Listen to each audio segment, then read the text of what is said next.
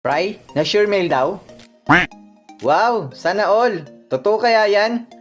Marami na ako na-receive na ganito ang message. Kaysa sabi ni seller, sure mail daw.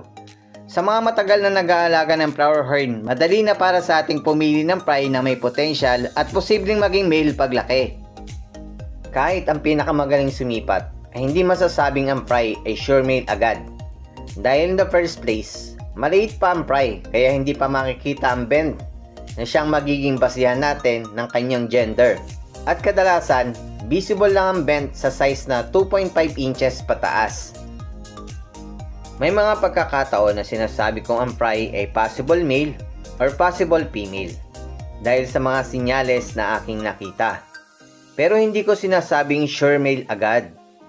Dahil minsan may mga buo ang kilay na nagkakakok pero biglang iitlog. Cockstar female pala. Merong ganon. Kaya hindi ako nagsasabi ng tapos. Mag-iiba po ang ibig sabihin ng possible or posible sa sure na sigurado. Kaya kung narinig niyo yung term na sure male agad, wag po kagad maniniwala hanggat wala silang pruweba. Tutok lang po kayo dito sa Flower Horn Newbie TV at marami kayong malalamang impormasyon na makakatulong sa inyo hindi lang sa pagpili ng flower horn pati na rin sa tamang pag-aalaga nito.